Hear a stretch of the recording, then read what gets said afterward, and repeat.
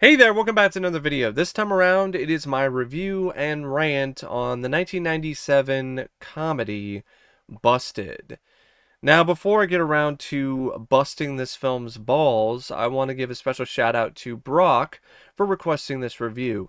If there is another film, TV show, or topic you would like to see me discuss in the future, feel free to donate to my PayPal. The link will be in the video description down below, and I will try to get to it as soon as I possibly can. Now, Busted is one of those comedies that in actuality is more of an excuse to show as much boobs and butts as possible. And I don't mind boobs and butts.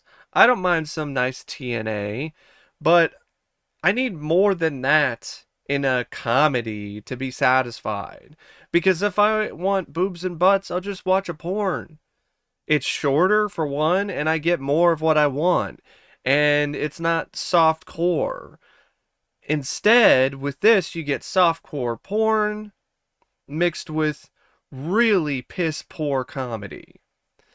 Now, the film is directed by Corey Feldman. Yes, that Corey Feldman, the Feldster himself, the other half of the two Coreys in his first and last directorial effort.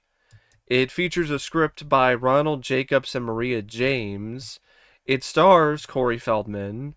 Corey Haim is in this for like 5 minutes, despite the fact that there's one poster that makes it seem like he's the star. You've got Dominick Brascia, who you might recognize if you're a fan of horror films, because he was the character Joey in Friday the 13th Part 5. Yeah, he was the fat guy with the chocolate bars. You have Mariana Morgan, Julie Strain, the late Julie Strain, Michael Maguire, Ava Fabian, Devin D. Vasquez, Monique Parent, and Rhonda Rydell. That's your cast. Features music by John Gonzalez, and it was distributed by PM Entertainment, surprisingly, because apparently PM Entertainment also did really lazy, shitty comedies. I guess they didn't have enough films on their docket for a given year, so they would throw in a crappy comedy to mix things up. This review and rant might be shockingly short because there's really not much to this film. So here's a bit of a plot synopsis for you. It deals with these police officers who work at the Amity Police Department, and I guess it's intended to be tied in to Jaws because you see signs all over the place that have a no shark logo. You know, like the Ghostbusters logo that has like the no ghost thing? Well, this time around it's no sharks. Get it? Because Amity, and Amity was the name of the town in Jaws. But that's the only reference you get to Jaws in terms of a parody. You never see a shark. You never see any of the character. There's nothing like that. All you see is just, it was Amity. It takes place in Amity, and they have signs on the door that says no shark. Might as well have had a no comedy sign, because then it would actually be honest for once. Because there's no sharks. You never see a fucking shark in the entire film. Why do they have a no shark sign if there aren't any sharks? So yeah, you have these cops who work at this police department in Amity, and they are trying to capture this peeping Tom. And then on top of that, they are running a whorehouse inside of the police department because they decided to take some hookers off the street and provide them with some safety and security inside the precinct. Well, the mayor of the small town finds out what's going on, and he starts raising a lot of issues and raises a ruckus and ultimately causes the police captain or the police chief to get fired. He gets replaced with this hoity-toity, uptight woman who just needs to let her hair down, literally. And then you have all the police trying to hide the hookers and the whorehouse from the new police chief while they're still trying to find the peeping Tom. And that's really about it. There's nothing to this film. There's nothing interesting or engaging or captivating when it comes to the plot. It's not unique. It's like a really lame version of Night Shift. So the film doesn't really have what I would call, honestly, any positives. This is one of the worst comedies I've ever seen in my entire fucking life. No exaggeration, because I didn't laugh one time. Not a single fucking time. Nothing was funny, nothing worked. Here's an example of some of the jokes that you would find in this movie. There's a sequence where a woman gets busted for jaywalking. Is it because she walked across the street against the light? No. It's because she was walking the letter J. I'm not making this shit up. That actually is in the movie. She's walking with a leash, a giant letter J straight out of an episode of fucking Sesame Street.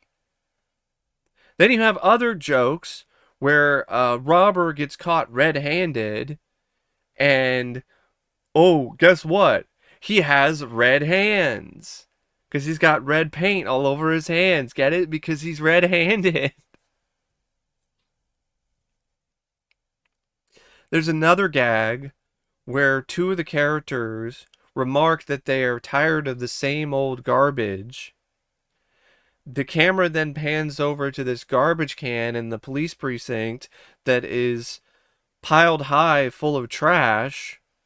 Corey Feldman takes a whiff of it and he says, "Me too." And that's the joke. That the same old garbage is the same old garbage.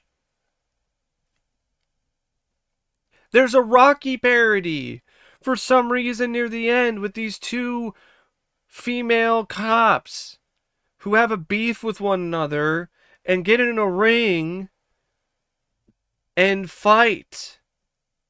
And it's a parody of Rocky, where you have like the one girl with the fucked up eye saying, "Cut me. I can't see out of this eye." Just like I wish I wasn't seeing this comedic assault unfold before my very eyes. That's your humor, folks. Walking letter J's, the same old garbage. There's a repeated gag about the peeping Tom where the camera will like freak out and act as if the peeping Tom is the audience. And you have like dramatic music. There's another repeated gag where Corey Feldman's character would be drawing up a sketch of the suspect and it would be a stick figure. And then throughout the film, he would add more details to it, like big ears and some big Coke bottle glasses. Yeah. Oh, and you also get the pleasure of seeing Dominick Brascia's fat, hairy ass in the film as well. I mean, That shit was scarier than anything I ever saw in Friday the 13th Part 5. Forget Jason in that movie. He's not going to give you nightmares. Joey's fat, hairy ass. That's what's going to give you nightmares.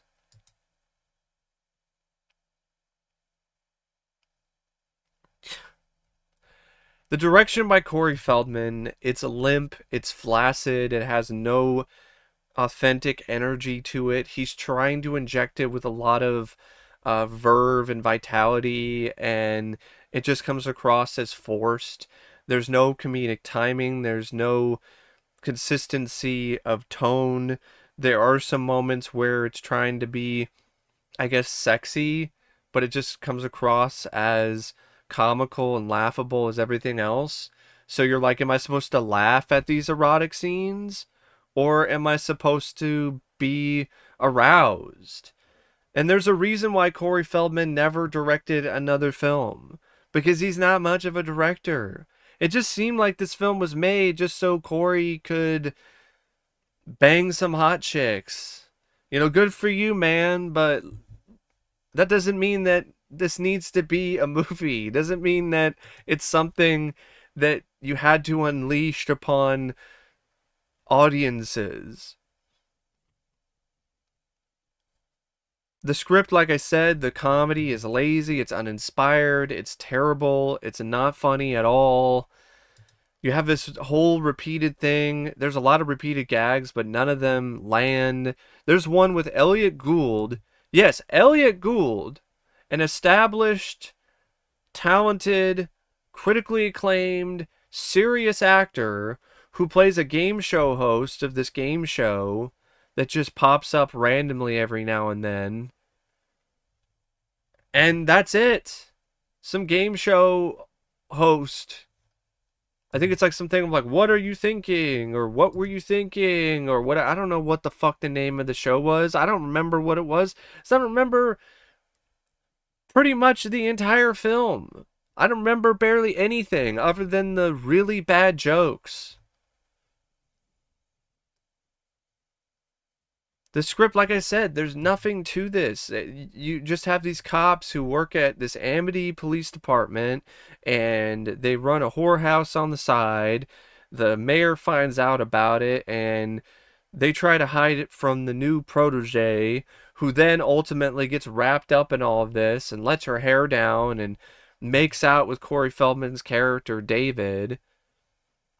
And now she's a member of the police, and then you find out the mayor was a peeping Tom the entire time, and the police captain gets his job back, and the replacement then just becomes an underling. She becomes just a member of the regular police department. She's no longer, she becomes a member of the regular police force. Sorry, got things mixed up. This film busted a few brain cells.